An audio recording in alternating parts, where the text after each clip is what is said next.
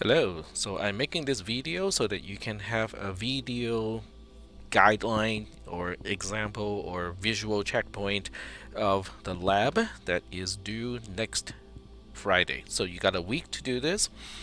So before you do it, it might be helpful to review how to use the inspector or have a link to the manual page of the inspector ready.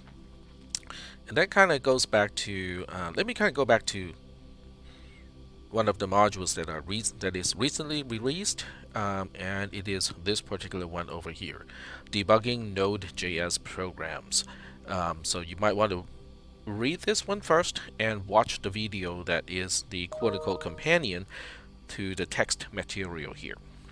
So what we're going to do for this week as lab slash assignment, let me go back to the announcement because it is the latest announcement at this point. So what we're going to do is this particular lab and followed by a URL submission over here so that I can actually visually check to make sure that your implementation is correct. Alright, so as far as the lab is concerned, it will be helpful if you open up multiple terminals or multiple SSH sessions to the power server. So let me illustrate what I have here. Give me a second here. Oh, okay, I moved the terminal somewhere other than the screen. So, alright, so a few things. You probably want to start with express.debug, which is your sandbox folder, and that's where you'll do all your debugging. Once you have fully debugged everything, you can move everything to the production folder. First thing first, we want to change the file name of express.js to app.js. That has to do with there's a file within the module for Express, the Express framework that is also called express.js, which causes problem when we try to specify a breakpoint in a specific file because now we have two files of the same name, and therefore we are now changing the express.js file name to app.js as a file name. So the first thing you want to do, before you get started with the whole lab thing, so you might want to watch this entire thing first before you start with your lab, just because, this way you kind of have an idea of what you need to do. And then you can always kind of go back and rewatch it, at least at certain points as you're going through the lab itself. But that doesn't mean that you can just kind of breeze through the lab, okay? I would like you to kind of go through the lab carefully because the lab actually contains some knowledge and some instructions that's going to be useful down the line. All right, so first thing first, I'm going to go to app.js and obviously this program. Oh, okay, so never mind. So if you're using VI and you see this screen, that means you have either another instance running or you have left over a swap file from a previous session. So I'm just going to quit here because I'm pretty sure I have one running session right now. So this is the running session, and instead of using Vim, I'm going to use Nano just so that people would not be confused because when I use Vim, I really do not intend people to actually follow me to use Vim. I'm simply using Vim because I'm familiar with Vim, and you can use whatever you are familiar with, including Nano, or if you want to use Notepad++, it can actually edit the file remotely and still provide you with a pretty localized GUI experience. I really do not advise that because that really is just a shortcut that works in the short run, because in the long run you probably will encounter situations where you have to do all the editing on server instead of being able to use a local editor that can communicate with the remote side to move files around. So I'm going to use Nano in this case, and Nano is pretty much new to me, so I'm going to be learning it at the same time. So line numbers can be useful because when we need to set up breakpoints, we need to know the line numbers. Now it's not exactly needed because if you use a cursor and move to a particular place, so let's just say that we move to this particular cursor, which is where we want to set up a breakpoint. This is also explained in the lab, but I'm going to do it here too. If we set a breakpoint after res, which is the abbreviation of response, so there's a response object, and end is the method of the response object. So when this method is called, it is telling the server, which is your app, to say that we're done with the content, and let's finish and send everything away back to the browser. So if we set a breakpoint on res.end, it would basically pause the transmission of the reply or the response back to your browser, and that's why it can potentially cause a timeout.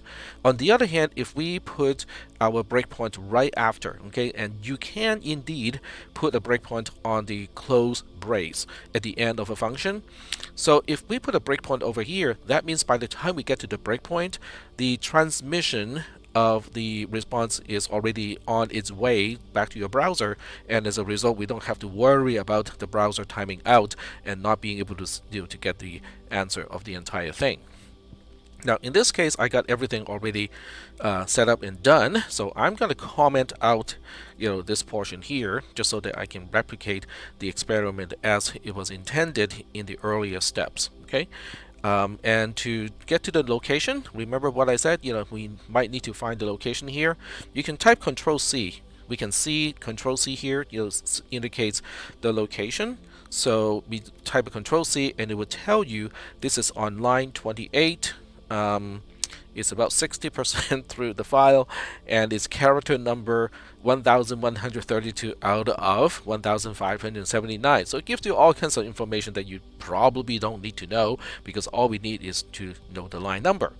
On the other hand, if you want to look at the line numbers, because it's easier that way for you to refer to specific lines, and it's just a useful thing to do. You can actually go to Help, which is Control G here.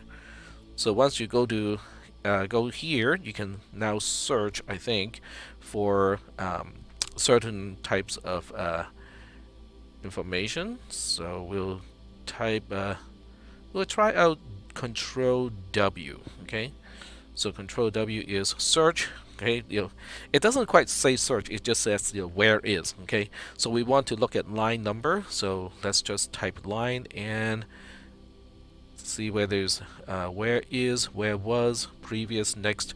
So we want to do a next, and it is meta W. Okay, so I'm not really sure whether I can do a meta W here. So meta W is just Alt. Okay, so on the PC keyboard, it is the Alt key. So we just look through all the lines, and we want to display line number. Obviously, to do this even faster, you can go to a web browser, right? You just type in Google nano show line number. That would be the quickest way to do what we are trying to do here.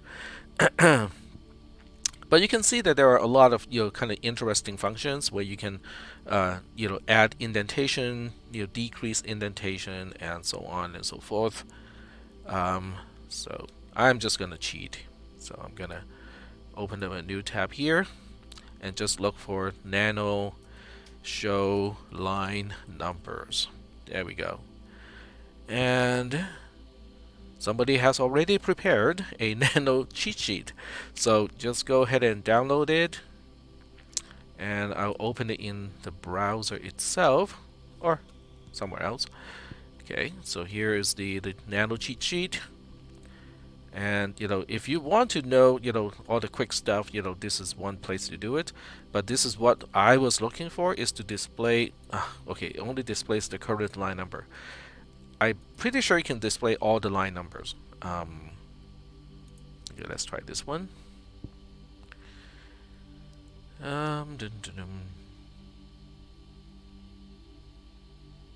All right, so you can change the default so that for after that it would display the line numbers all the time.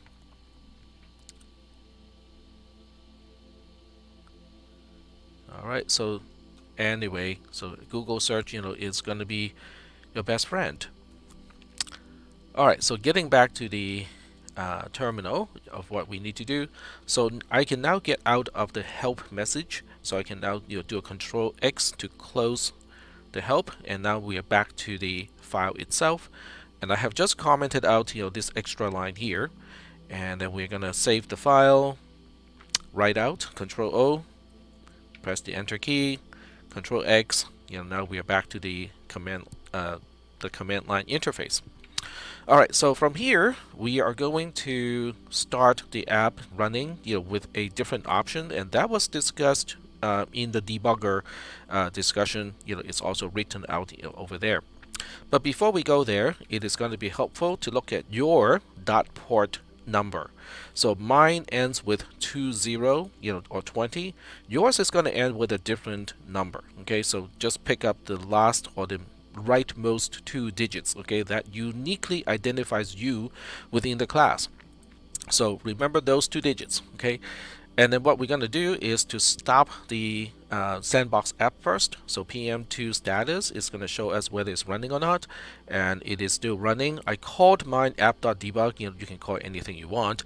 It has an ID of 8. So when you want to stop something, when you want to delete something, you can just delete by the ID number. So I'm going to say delete 8. Like so, and now it is gone, and now we can restart the app again.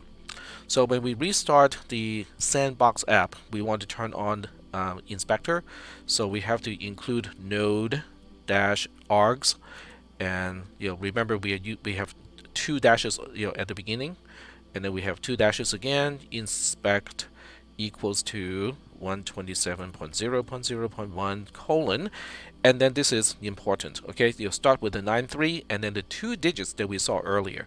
So in my case it's 20, and in your case it's whatever 2 digits are the rightmost 2 digits for your port number. So in this case it's 9320. And then after that we type start, and then after that we type in the name of the script, which is app.js, and then after that optionally you can say --name, and I like to call mine app.debug. Obviously you can call yours anything you want. Okay, so the idea is I just need a label, a name, to differentiate the sandbox from the production. So I'm starting the sandbox right now. Everything looks good. So now I can use the same terminal, because once I start the app running, there's no need for this particular terminal to do anything else. So I'm going to use it again to start the inspector client. So to start the inspector client, we do not use the --inspect. We just say inspect, and then we specify 127.0.0.1 colon 9320. So basically the same IP address and the same port number as before, because we're connecting to the server that was started earlier when the sandbox app was started. Press the enter key, and you should see OK. Okay, if you're not seeing this, that means either the app did not start correctly, or the port number or the IP address was specified incorrectly. So this is where we want to set a breakpoint to where we saw earlier, and this is why it is helpful to have 2 terminals. And I'm going to use this terminal to look at the code. And this is, I cannot remember which command I used. Oh, this is Vim. So I'm going to use nano again. Okay, nano app.js. And then we want to get to the point where we want to insert a breakpoint, which is right here. And then we type Control C to look at the location, and it is on line 28. So now we get back to the inspect client and try to set a breakpoint.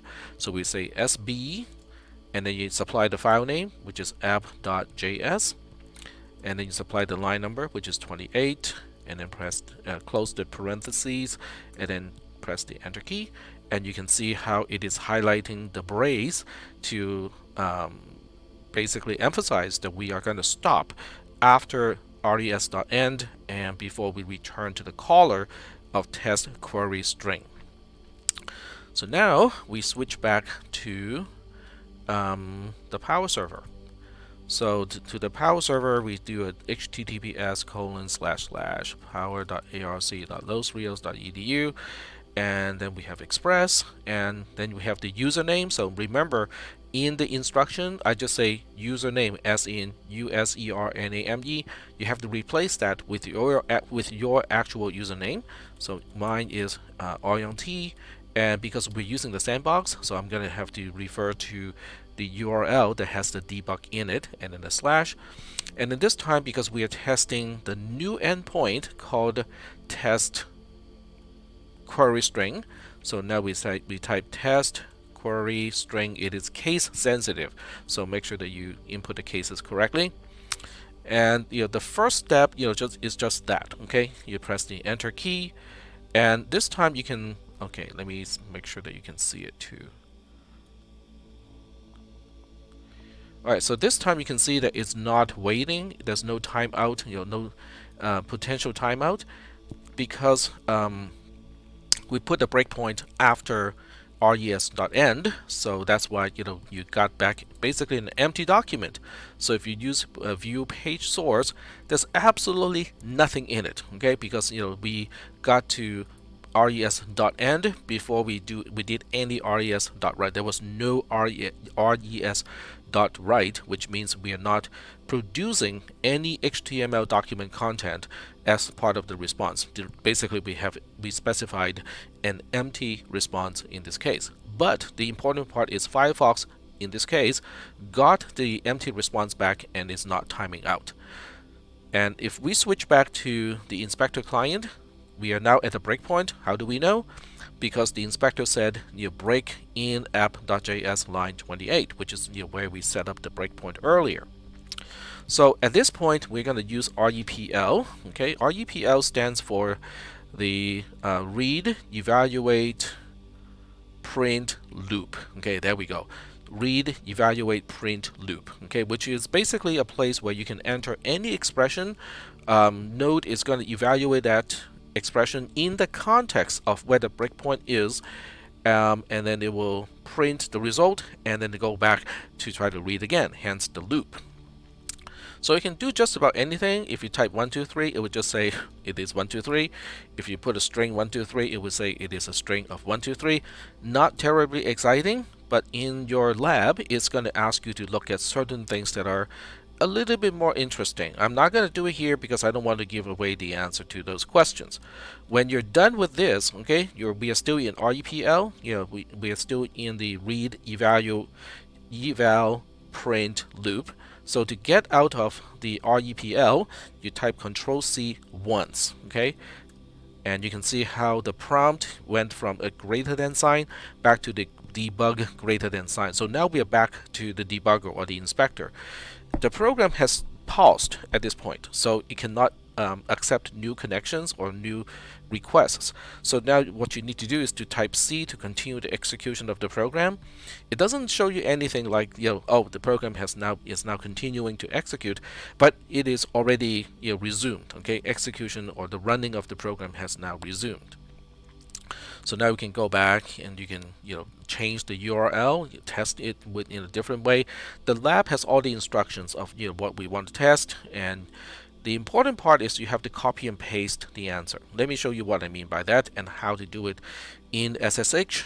PuTTY can be a little bit different, so I'm going to do it once in SSH, and then I'll do it one more time in PuTTY just so that I can confirm that's the way to do it. So now we refresh the page. Okay, so let's go ahead and refresh the page, which is going to trigger the breakpoint again. So now once again we are now at a breakpoint, and we're going to do the same thing, Rdpl. And since I don't want to give you the answer to your lab, I'm going to show something that is not exactly what you need to do. So I'm going to say res or req. This is because it's a property of the request, and I think host is one of those. Yeah, there we go. So we have a local host here. So the lab, or the lab activity, which is basically it's in the form of a quiz, but it's not really a quiz because you have a whole week to do it. So what you need to do is to copy and paste the entire thing. Okay, so you want to select everything on this line. Okay, and don't select anything past the end. Okay, so if your selection looks like this, then you have selected too much. Okay, so you just want to select all the way to the last character like so.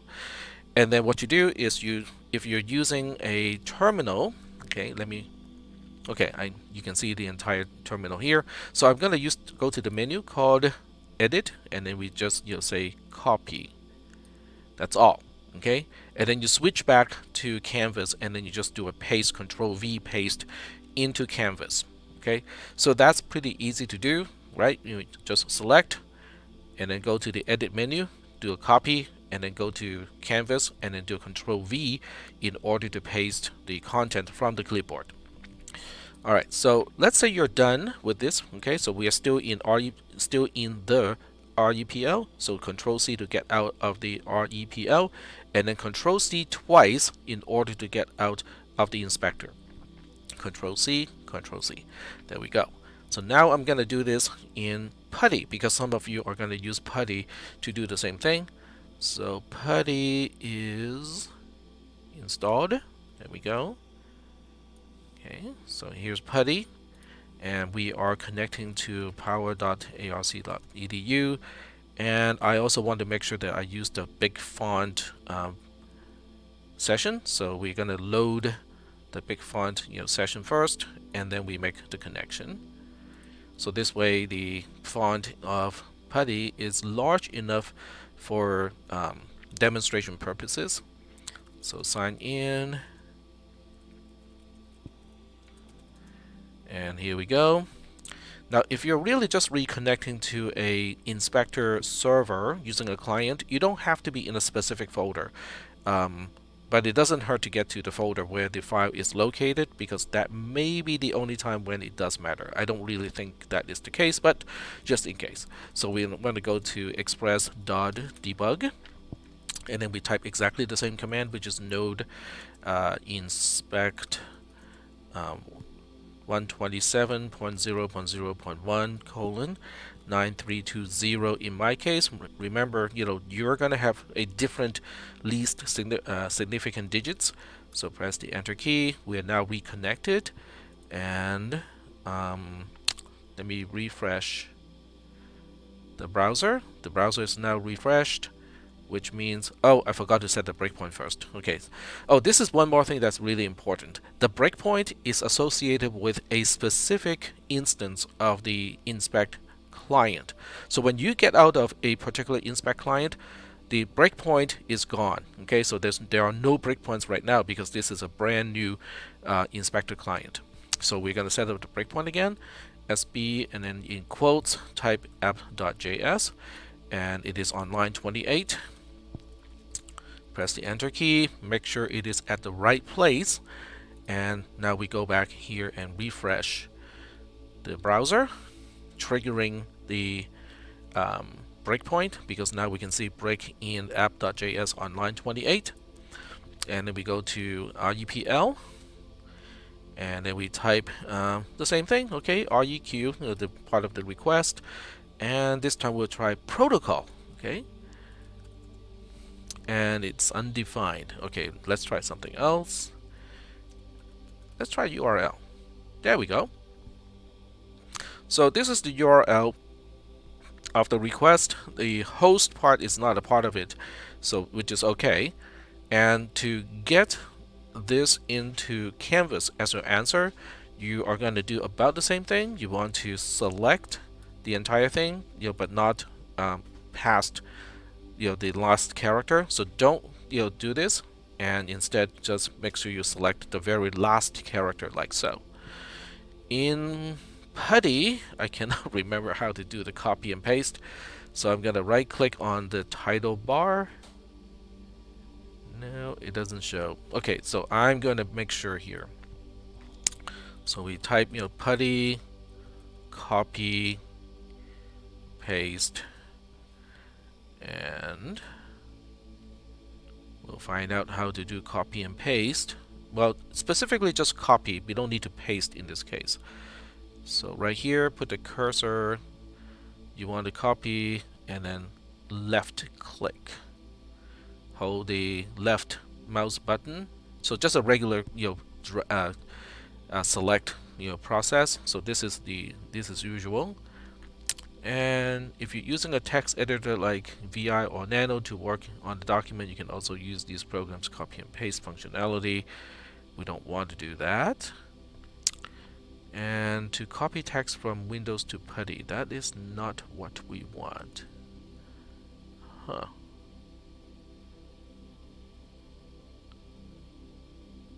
Oh, okay, I see. So the moment you release, it is already copied. Okay, there we go. So let's go back to here. Oh, no, this is not what we want. We want to get back to PuTTY. So you basically use your mouse button, your left button, the usual button, and select. The moment you let go of the mouse button, like right now, is when it is copied to the clipboard. So it is supposed to be copied onto the clipboard right now. Now, I need to confirm that because otherwise, if it's not doing what we think it should be doing, we will be in big trouble. So I'm going to use my regular text editor to make sure that it is indeed copied into the clipboard. So this is, you can just kind of pretend that this is part of Canvas and you type a Control V right now, and that is, oh, okay, that doesn't work because localhost is from the previous copy. So it didn't quite work the way it's supposed to. So let me do that one more time. Just select and nope, it did not copy for sure. Huh. Alright, so this instruction is not entirely correct. Left click in PuTTY, highlight the text, release the mouse button to copy. That did not work. Not in Linux. You can always just copy it by hand, but it gets a little difficult because there are some spaces that you also need to copy, and I'm not really sure that that's gonna work out very well if you just kind of visually try to enter the text in here.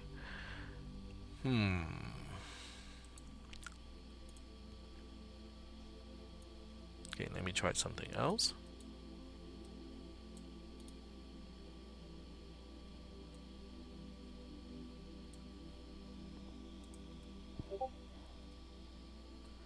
That did not copy either.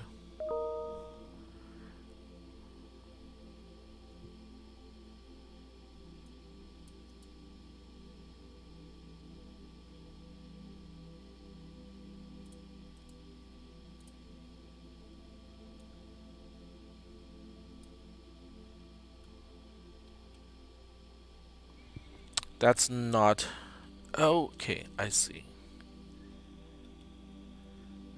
Well, I'm using the middle button, which may not exist in your case. So, so from PuTTY, it may be a little bit more difficult. I have to find out how to do that inside PuTTY in Windows because the way it works in Linux can be different from the way it works in Windows. So there is that. I'm going to try that one more time. Or at least, try to find out how to do it in a slightly different window. In Windows, you can copy information from an application on the clipboard by highlighting it and then pressing Control C. In a PuTTY session, the Windows shortcut key lose their meaning. Instead of Control C, you can copy to the Windows clipboard by highlighting text with your mouse. Instead of pressing Control V to paste text from Windows, press the right mouse button. Okay, so just select using your usual left button on your mouse to select, and that will automatically copy. And then switch over to the Canvas page and then use the right click button to paste the content in already in the right clicking inside PuTTY to paste, but Control V on the other side to paste. That's consistent with what we saw earlier. Okay. So the highlighting automatically copies. And then right click, automatically paste. Alright. Okay, so if you run into problems with copy and pasting the text inside PuTTY when you're using Windows, let me know, and I will start up my virtual machine to give that a try. So other than that, okay, this concludes the demonstration. And when you're all done, okay, make sure if you're still in the Rdpl, type Control C to get out of Rdpl, and then you type Control C to get out of the debugger. So once you're out of the debugger, the breakpoint should be gone with it, and now your app is gonna work just as a normal app because there are no inspector clients connected to it at this point. All right, so this lab is kind of important because even though the web page that we are dealing with here is blank, okay, and at the end of the lab, you do have some kind of slightly more interesting content in the file, but not by much. But it does illustrate how we can start to interact with your app, your web script, without using even a form, because you can specify everything as a query string, and then the next step is for the app to process the query string, and then we can start to use conditional statements. We can start to use loops in order to process it. Okay, so this is basically a setup, to make sure that you have the knowledge to work with the inspector, because until the inspector is really useful to examine, whether we got the query string correct or not. And then after that, once we can confirm that the query string can be processed and we know how to access it, then the next step is to use control structures so that we can actually do something a little bit more interesting with the query string itself. And all of this can be done without the use of an HTML form. Alright, so this concludes this particular video recording, and I'm just looking at the time. If I do have time, I'm gonna go back to my virtual machine in Windows virtual machine, and I will confirm one way or another whether PuTTY works the way it is described earlier or not. Alright, so have a nice weekend, and you might want to get started with the lab. Thank you.